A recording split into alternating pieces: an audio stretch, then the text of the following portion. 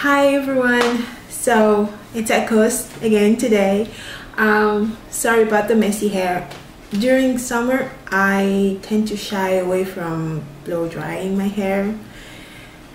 It's hot enough as it is out there. I don't need to add to it, so I'm sorry. I'm a writer. I blog on fantasypenblogspot.com where I do book reviews. Occasional. I try to keep it consistent.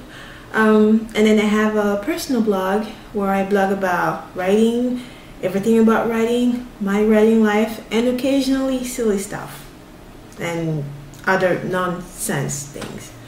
Anyway, so today I have a few questions that some writer friends asked me on my blog, hoping that it will help me introduce myself better to anyone who cares to watch this video out there, pretty much. Okay, so let's start with Victoria. Victoria asked me what was the funniest thing that happened to me when I came to the state and was trying to adjust or adapt to life here. Honestly, Victoria, I'm going to disappoint you.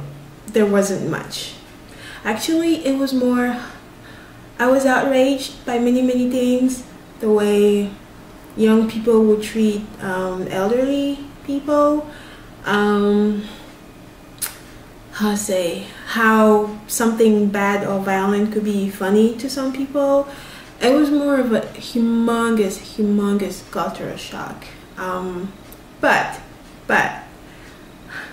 when I was coming here at the airport, which one of them was it? It was either when I was in Paris or when I got to Atlanta, one of those two. But anyways, I was introduced to escalators. I mean, we do have them back home in hotels and places like that, but come on, I have my parents' house. I don't go to hotels back home.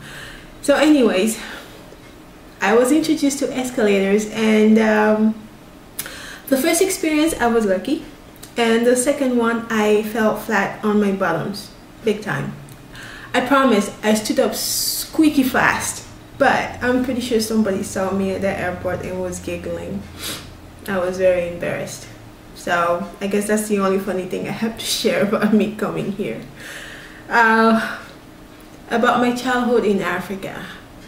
Well, I grew up in Lomé, Togo, which is the capital of, again, Togo. It's a small country in West Africa. It's between Benin, Ghana, and Burkina Faso on the top, and then we have the Atlantic Ocean at the bottom. Life was good. I had good memories. I was not always a good behaved child, depending on the situation. But one of my most favorite memories is about every Saturday I'll have breakfast with my mom after we're done doing laundry. Laundry is all hand wash. We have no machines, no, that's a luxury. So I will do laundry with my mom, and after everything is washed and put on the clothing line, or however you guys call that, we will go and get breakfast, and we eat this. It's called Come Kukanami. God, I'm forgetting stuff. That's no good. Okay, so it's called Come Kukanami, meaning come with kanami, and kanami is fried fish, and come looks like how they make tamales here, but slightly different. And of course, the shape is not the same. I mean, it's round and it's slightly salty. Don't make it too salty, and it's yum. And you eat it with crushed tomatoes, and sometimes some people will add sardines to it. Either way, it's super yum, and I'm just salivating just by talking about it. So that was one of my most favorite memories from growing up. It was eating with my mom. It's always food. Oh my goodness. Next question is from Ali. Ali wanted me to do a trick because for Halloween here, kids will be asked to do a trick to get a treat. We don't celebrate Halloween back home, so I don't have a Halloween situation per se to add to it. But what I can say is when you go visit somebody back home, you say "Ago la home," which means hello, is anybody home, pretty much. And for candy, for example, we say we call candy petit cake. If you can make the p sound that comes out of it, like you put your tongue, the back of your tongue up against the roof of your mouth, and you make the sound petit cake. If you can do it, I promise, if we ever meet in person, I will try very hard to teach you. What else? When somebody gives you a gift, you have to say thank you in my language, which is ape, or you say thank you very much, which will be akwekaka. Alright, so Ali, my trick to you is to try to speak my native language. Oh, by the way, it's called Eve, and I am Eve from Togo because I know they have Eve from Ghana as well. Anyways, next one. Crispy asked me what's the nerdiest thing about me. That's very easy. It's anime. I grew up watching things like this and this, and I never grew out of it. As a matter of fact, now that I have a paycheck, if I don't have many bills to pay, are you ready for it? This is what I do. I collect them. Let's see if you guys can see. See it? I still spend my money on anime. Boom. And I have another one too. Let's see. Right there. Of course, they have to be in French. I mean, I can understand English and all that good stuff, but seriously, French is the best. Sorry, guys. So yeah, anime is what makes me a nerd, pretty much. I have an entire collection, and so does my husband. And anime is actually one of the first things we started talking about when we were just friends and hanging out. So it's a lot of fun.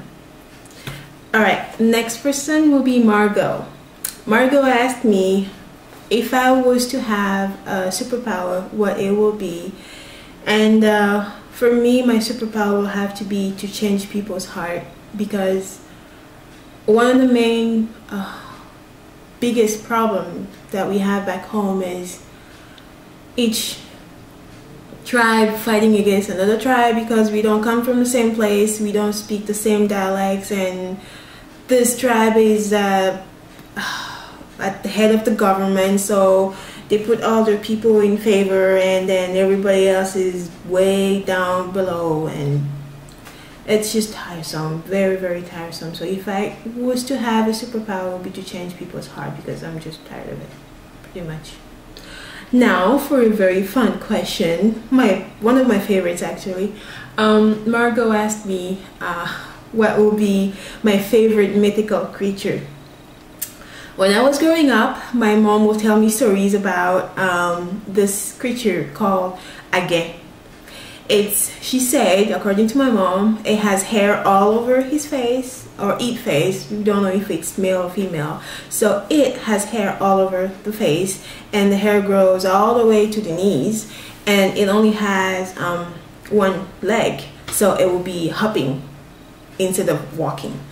And so what Again will do is every night, if a little child will cry and then go to sleep without washing the tears from the face, well, Again will show up in the middle of the night and will lick the child's cheeks, and if it tastes salt, it will kidnap the child and will take the child to whatever place it has deep in the forest, and nobody will ever be able to find that child again. And well, too bad, so sad, I guess. Now, I've heard stories about grown up, you know, turning out to be like one day back into their villages, and they have no memory where they've been for the last 20 years, and their families are still alive, and they're like, oh my god, you're back, where have you been? And they cannot recall where they were and what happened to them for so many years.